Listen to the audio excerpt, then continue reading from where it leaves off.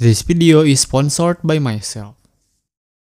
Oke gini, di video kali ini saya bakal ngebahas cara saya untuk memulai hari agar at least terasa lebih baik. Karena percuma kalau misalkan teman-teman kebantu dengan tips ini dari jam 5 pagi sampai jam 8 pagi fine aja gitu. Terus teman-teman keluar rumah nih ke jalan, ketemu sama orang yang nyedorin produk, teman-teman tuh kayak nggak enak, akhirnya bayar dan beli produk itu walaupun teman-teman sendiri nggak butuh. Karena nggak butuh ini teman-teman malah kesel sendiri, gue ngapain tadi. Kayaknya teman-teman pernah nggak sih kayak gitu? Tips pertama untuk memulai hari agar terasa lebih baik adalah dengan bangun. Teman-teman harus bangun karena percuma kalau misalkan teman-teman nggak bangun ya berarti teman-teman nggak bisa memulai hari. Ini bangun bukan sembarang bangun, ini adalah bangun dengan niat. Teman-teman harus tahu hari ini gue mau ngapain. Karena kalau misalkan teman-teman nggak tahu nih mau ngapain hari itu, ya teman-teman bakal terus rebahan. Teman-teman bingung hari ini gue mau ngapain ya, rebahan. Terus jadinya waktunya ya kebuang percuma aja. Salah satu cara efektif agar teman-teman tahu nih hari ini gue mau ngapain ya sesimpel buat to do list, buat daftar aktivitas-aktivitas yang harus teman-teman lakuin di hari itu. Ya bisa bentuknya fisik di kertas atau buku, sticky notes gitu. Teman-teman juga bisa buat to do list di handphone teman-teman, tapi be aware karena kalau misalkan teman-teman buat to do list di handphone pagi-pagi nih ya berarti teman-teman bakal ngecek handphone teman-teman. Nggak salah sih, cuman itu tuh kayak ngebuka peluang kita agar dikontrol oleh alat yang menjadi sumber distraksi terbesar di dunia ini. Ya nggak sih?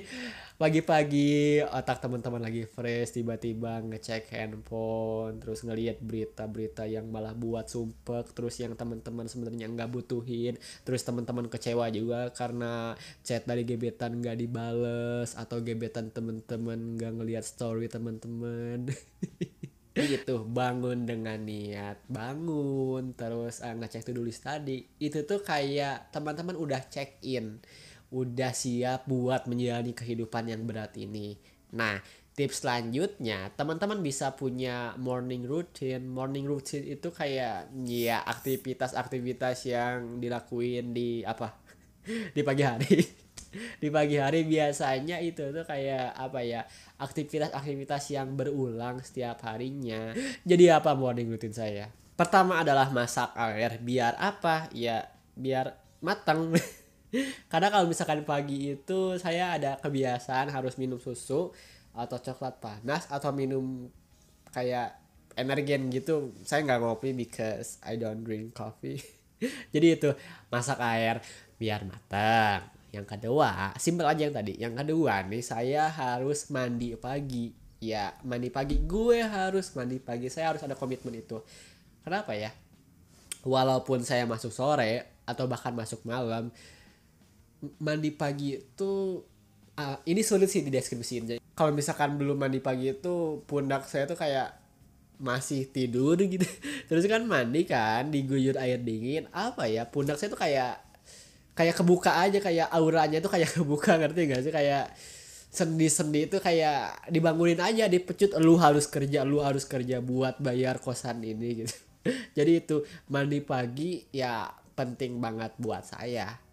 Dan rasanya itu udah mandi pagi kayak enak aja gitu. Saya juga kan baca artikel biar videonya kelihatan lebih berbobot. Nah di artikel itu tuh saya baca kalau misalkan mandi pagi itu bisa ngebuat kita aliran tubuh kita menjadi lebih lancar, terus menurunkan resiko penyakit jantung. Ya, itu kelihatan keren, so I'll take it.